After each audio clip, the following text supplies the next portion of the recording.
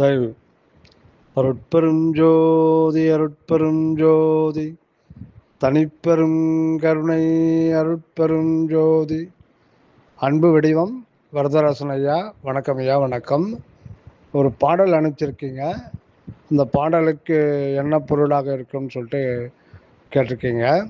சிற்றடியனுடைய சிற்றறிவுக்கு தெரிந்த வகையில் இங்கு பதிவு செய்கிறேன். அந்த பாடல் தாங்கள் அனுப்பிய பாடல் என்னன்னா, தீபம் எல்லாம் கடந்து இருள் சேர் நிலம் சாரப் போவீர். தீபம் எல்லாம் கடந்து இருள் சேர் நிலம் சாரப் போவீர். சிறிது பொழுதிருந்தாலும் திண்ணம் எங்கே அழிவீர். சாபமுறா முன்னோ அறிந்து ஓடுமினோ என்னைத்தான் அறியீர். தனித்தலைவன் தலைப்பில்லை நானே. இப்போ முதல் வரி பார்ப்போங்க.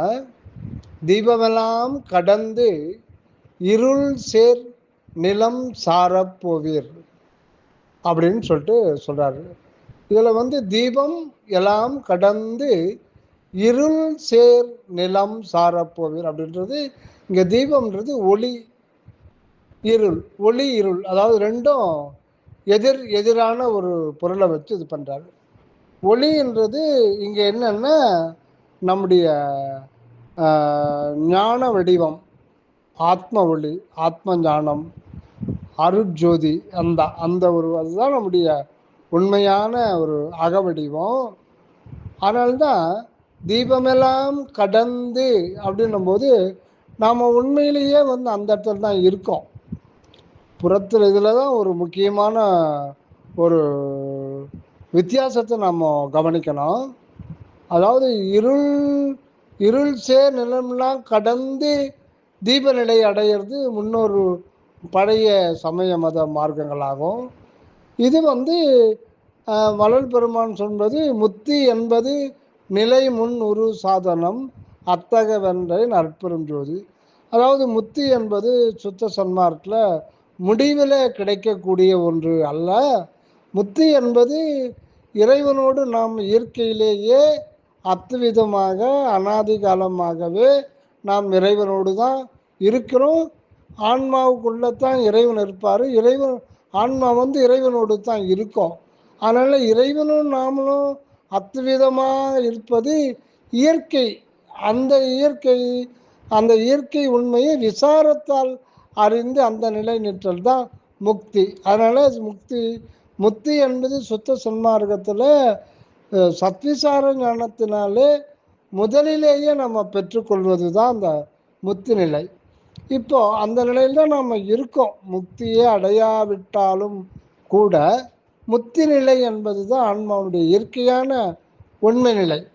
நம்ம அந்த ஆன்மாவை பற்றி நமக்கு தெரியாது, அறியலை அப்படின்னாலும் சரி, ஆன்மான்னு ஒன்று இல்லை அப்படின்னு வாதம் செஞ்சாலும் சரி, இருக்குதுன்னாலும் சரி, தெய்வம் இல்லைன்னாலும் சரி, அது கற்பனைன்னு சொன்னாலும் சரி, தியானத்தில் ஒன்றுமே அனுபவம் ஆகலைன்னு சொன்னாலும் சரி, அப்படி சொல்கிறது அந்த அனுபவம் யாருக்குன்னா அந்த ஆன்மாவுக்கு தான்.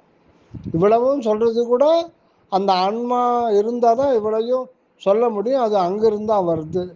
அதனால் நம்முடைய இயல் உரு எதுன்னா அந்த ஆன்மாவாகிய அருட்ஜோதி வடிவம். அந்த இது நம்ம கடந்து கீழிறங்கி வந்துட்டுருக்கோம். எங்கே வந்திருக்கோம்? இருள் சேர் நிலம்.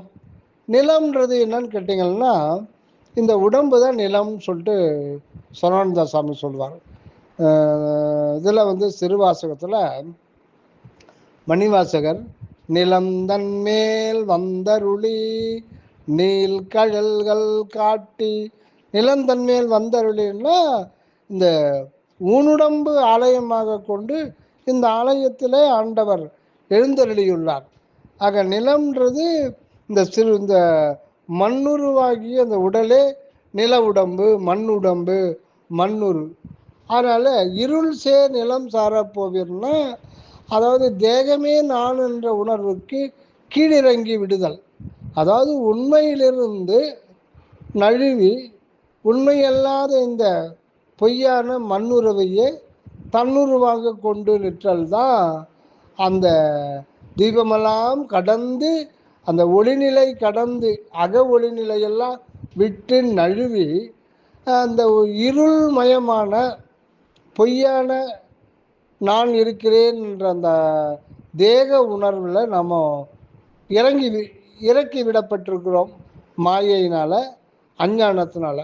அதனால் அந்த அக ஒளி நிலையிலிருந்து அங்கிருந்து விட்டு விலகி நழுவி தேகமே நான் என்ற நிலைக்கு வரக்கூடாது. அது இந்த ஒரு தேகம் நான் என்ற உணர்வு நிலை தான் இருள் சேர் நிலம். இதை சார்ந்து விடாதீர்கள், தேக நிலையை சார்ந்து விடாதீர்கள். அதாவது தேகப்பற்று அற்று நிற்க வேண்டும். இதைத்தான் திருவள்ளுவர் சொல்லும்போது சார்பு உணர்ந்து சார்பு கட ஒழிகள் சார்தரா சார்தரு நோய்.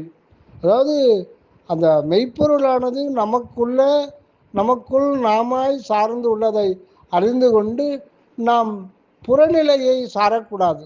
சார்புணர்ந்து சார்பு கட ஒழிகள்.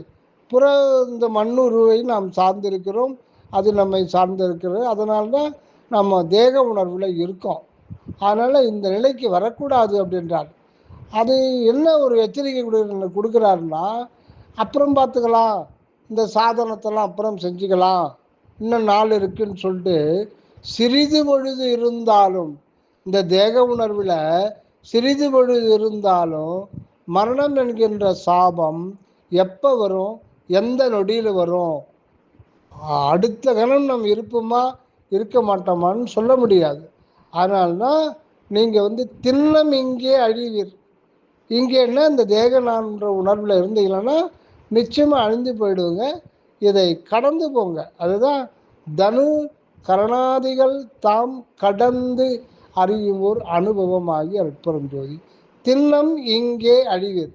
ஆக இந்த தேக உணர்வில் இருந்தீர்களானால் நிச்சயமாக அழிந்து படுவீர்கள். அதில் எந்த சந்தேகமும் இல்லை. அதனால் பொய்பிடித்தார் எல்லாம் புறத்திருக்கின்ற பாடல் இதை தான் சொல்கிறது. அதை பொய்பிடித்தார் எல்லாம் புறத்திருக்கேன்னா நம்ம புறத்தில் இருக்கிறோம். உண்மையான நம்முடைய அகநிலையை விட்டு நழுவி புறத்திலே இந்த மண்ணுருவை எண்ணுருவு என்று கொண்டிருக்கின்றோம். இதுதான் நிலம் சார போவீர். அப்படி போயிடாதீங்க, இந்த தேகம் நானுன்ற உணர்வை நீக்கி கொள்ளுங்கள் அப்படின்னு சொல்கிறார். இதுதான் அந்த ஒரு பாடலில் புன்புலால் உடம்பின் அசுத்தமும் இதனில் புகுந்து நான் இருக்கின்ற புணர்ப்பும் என்புலா மணியே எண்ணி நான் எண்ணி ஏங்கிய ஏக்கம் நீ அறிவாய் அப்படின்றார். அதனால் இந்த புன்புலால் யாக்கையே நான் என எண்ணுவது தான் மிகப்பெரிய குற்றம், தவறு, பிழை. அதனால் இந்த பிழை செய்தால் நாம் தவறு செய்தால் நாம் தவறி போகிறோம் என்பது தான் இதனுடைய கருத்து. அதனால் ஞானசபை தலைவனுக்கு முதல் பிள்ளை நான் சொல்லுகிறேன், தலைப்பிள்ளை நான் சொல்லுகிறேன். அதனால் இந்த கருத்தை எடுத்துக்கிட்டு நான் சொல்கிற பேச்சை கேளுங்கன்றார். தயவு. நன்றி ஐயா. வந்தனம்.